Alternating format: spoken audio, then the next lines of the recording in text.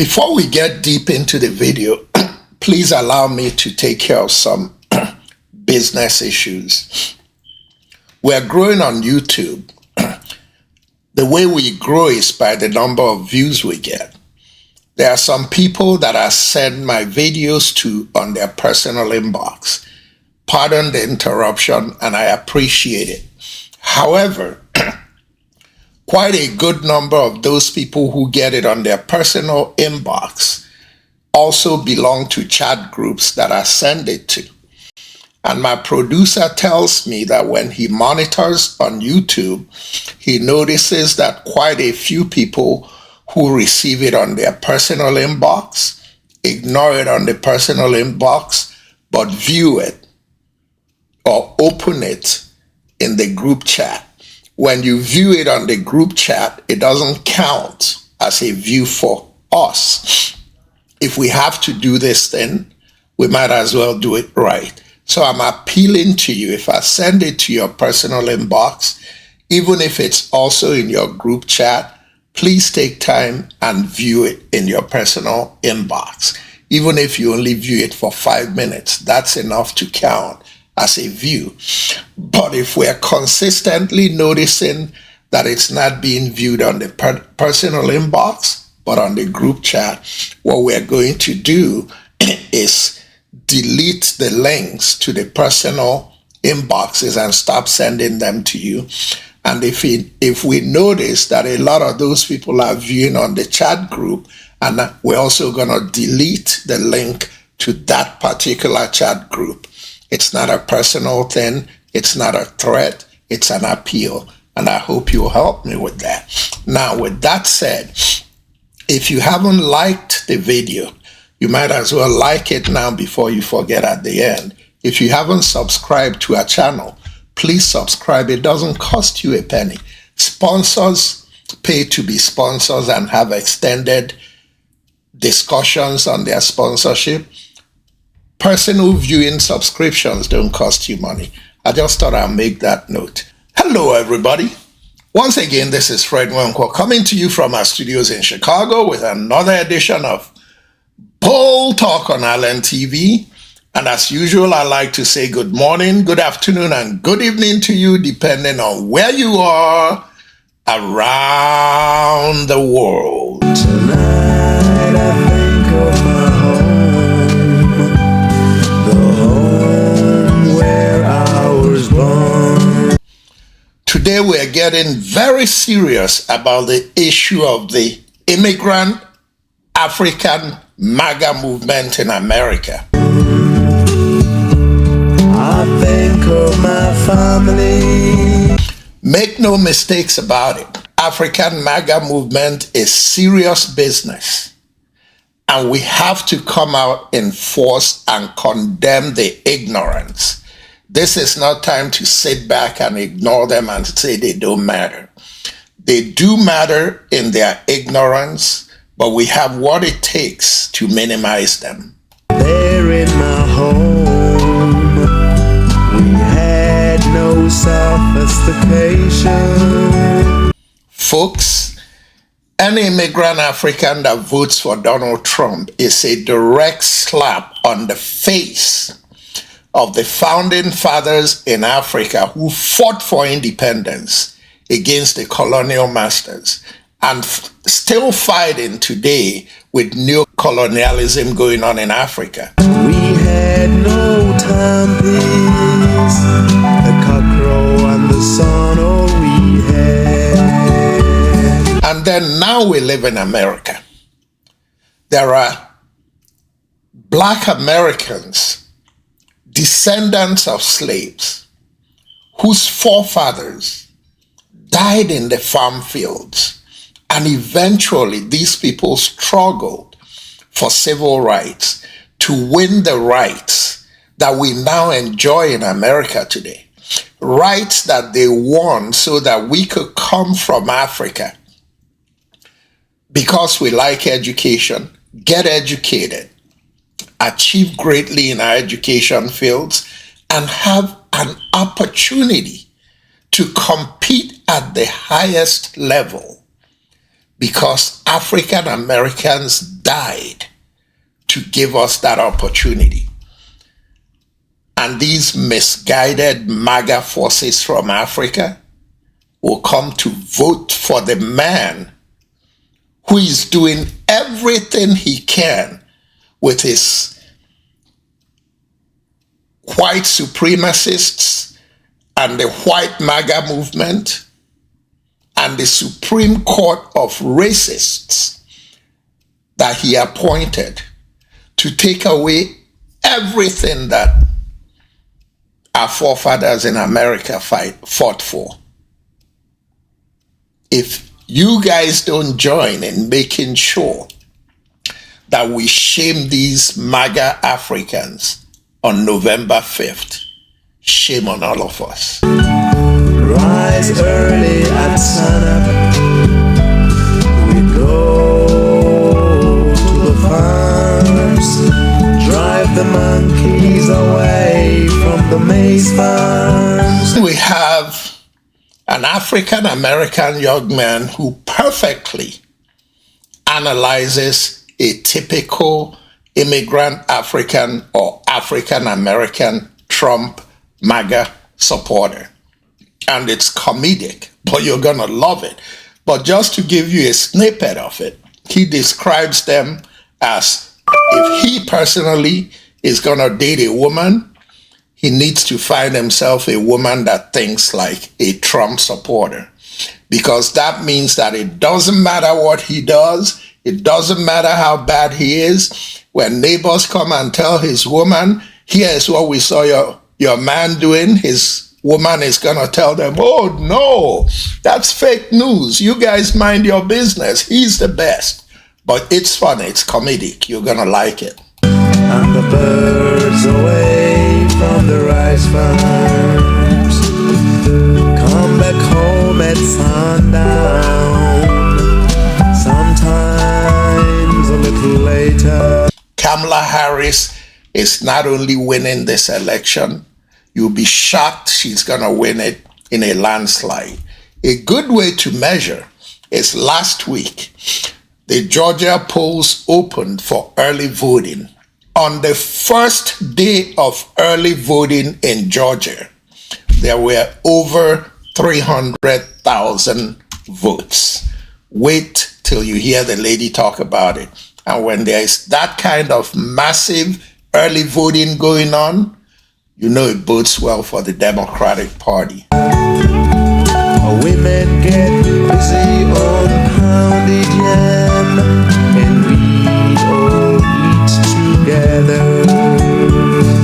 And finally, we're going to talk about Donald Trump's plan for the Department of Education, or should I say, his lack of plan for the Department of Education.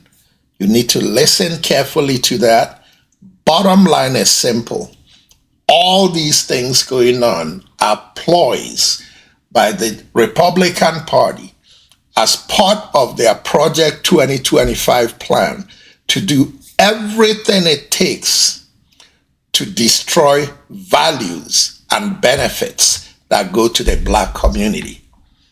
And in the meantime, my immigrant African brothers and sisters are shamefully considering wasting their vote for a man who is going to destroy not just them, but their children, because the Trump policies are designed to destroy the Black family and the Black child.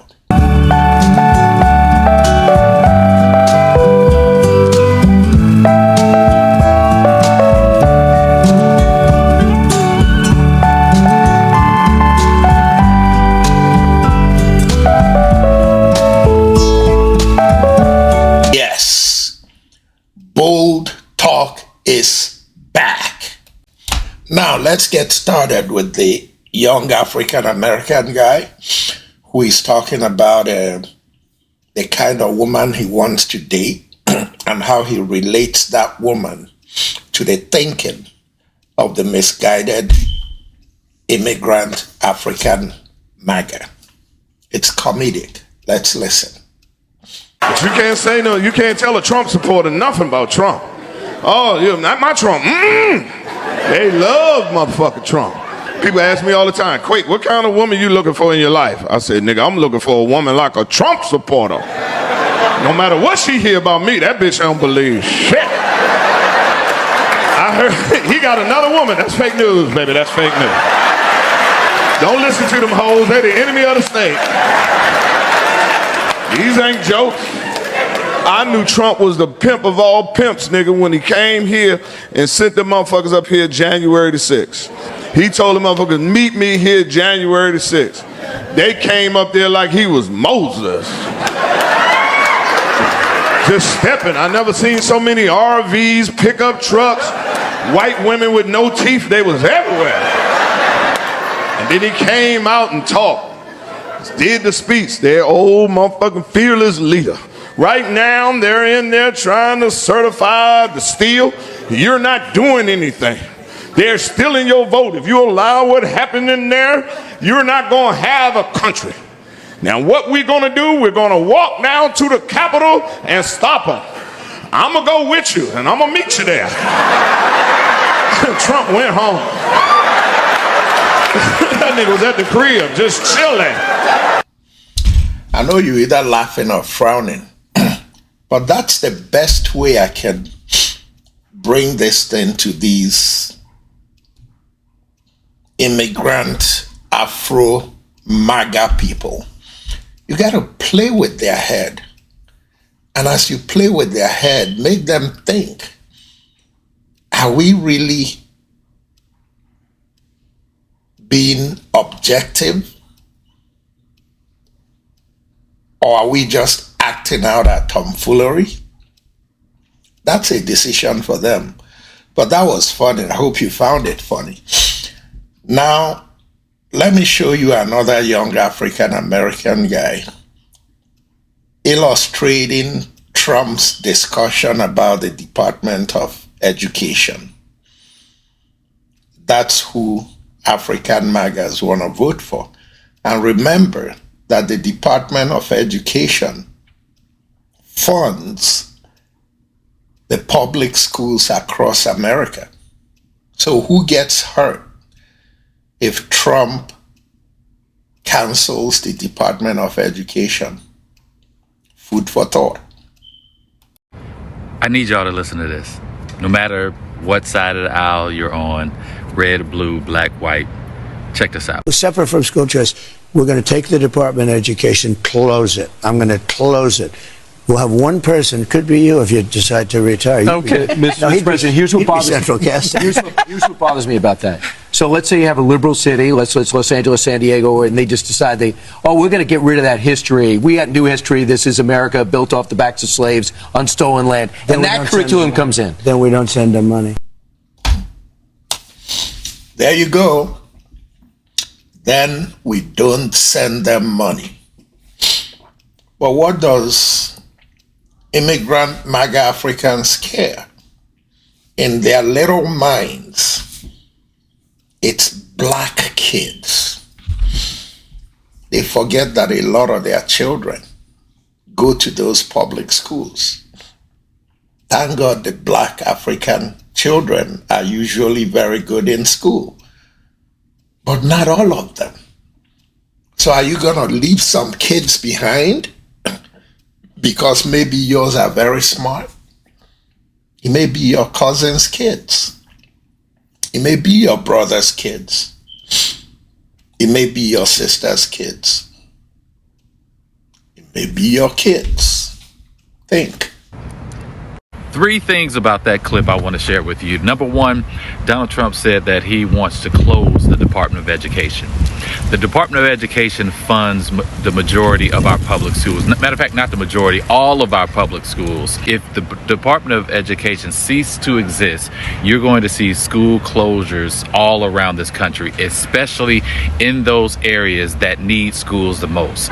Underfunded areas, the underrepresented areas, the poor areas will see their schools close. And what's going to take place? Only options will be private schools. How many of you out there can afford to send your child to a private school, pay $10,000 to $20,000 a year for them to go to kindergarten? Really? The second thing, did you hear what the interviewer asked him? He asked him, well, what are you going to do about these schools that start teaching about this country was built on the back of slaves and black history and things like that? And Donald Trump said that he's going to stop giving them money.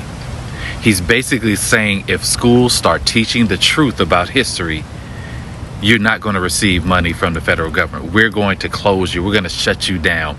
Does this sound like a textbook out of Project 2025?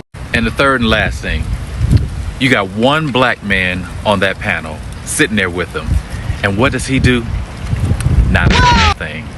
He sits there and laughs and kiki and ha-has, but doesn't check him on any of this. Anything that he said that was racist, anything that he said as far as shutting down schools for teaching the truth, he just sat there. And that is textbook of a lot of these black men that we see nowadays. That's why I'm so hard on black men, because a lot of us are silent when racism is slapping us right in the face. You won't even stand for the people who have raised you. You won't even stand for the people who have died so that you can sit in that seat. But it's black men like that I got a real issue with. We got to do better. And this is not just for black men. This is for anybody who's voting for Donald Trump. If after seeing this video and you see that he wants to shut down the Department of Education when you're sending your kids to a public school, when you see that he wants to cut funding to schools who teach the truth, when you see that and you still support him, you're supporting racism, you're supporting misogyny, you're supporting all these things that you say that you're against because you're what? A Christian. Well, act like a Christian, act like Jesus, and don't support something that is opposite of what Jesus would be. Now, that's a good one for all those hypocrites, holier than thou, that inbox me trying to preach the Bible while they support the devil in Donald Trump. The last thing he said there is for every one of you. Now, finally, here is the story about early voting. So you don't have to wait till election day. Early voting has started in a lot of states. And the states who have started, the turnout is massive. When turnout is massive, it bodes well for Democrats. Listen to this. If the state of Georgia is any indicator, voter turnout is going to be massive.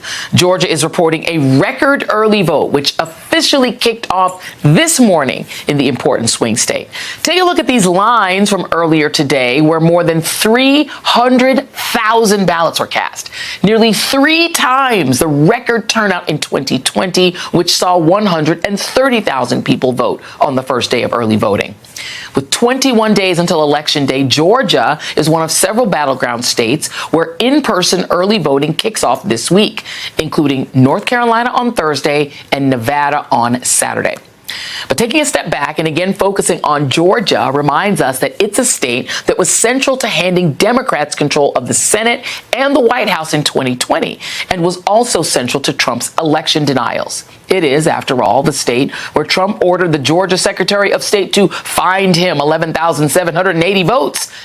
And let's conclude on a serious food for thought.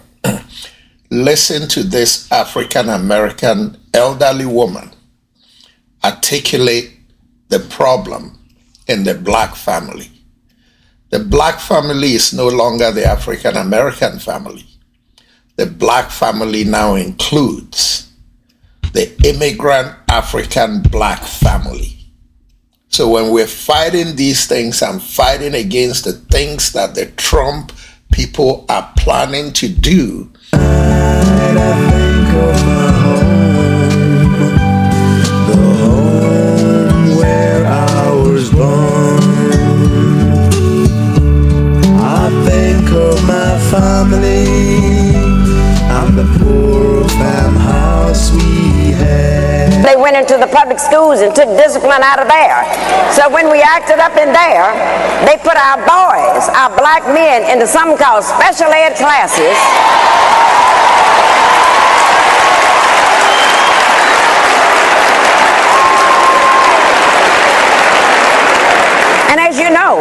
those special ed classes are nothing but holding cells until they can go to the state prison.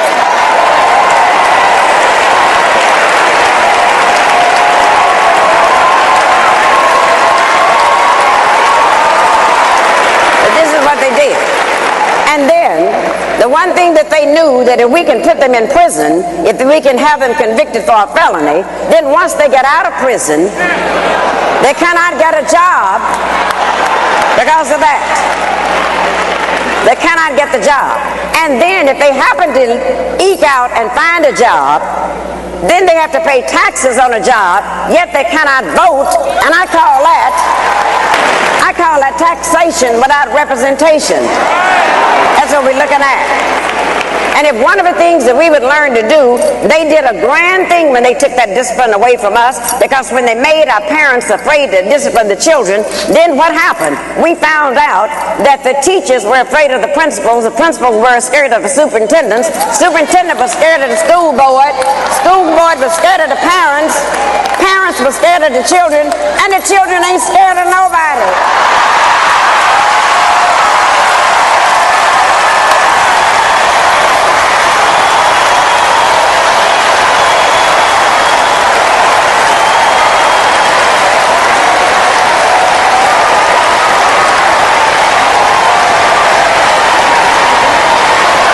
Ladies and gentlemen, once again, this is Fred Nwanko coming to you from our studios in Chicago with another edition of Bold Talk on Island TV.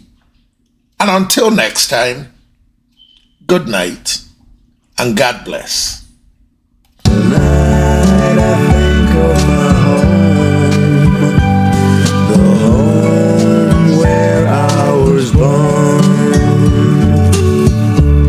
I think of my family and the poor farmhouse we had. There in my home, we had no sophistication. We had no timepiece, the cockcrow and the sun, oh we had. Rise early at sunup, we'd go to the farms, drive the monkeys away from the maize farms, and the birds away from the rice farms. Come back home at sundown, sometimes a little later.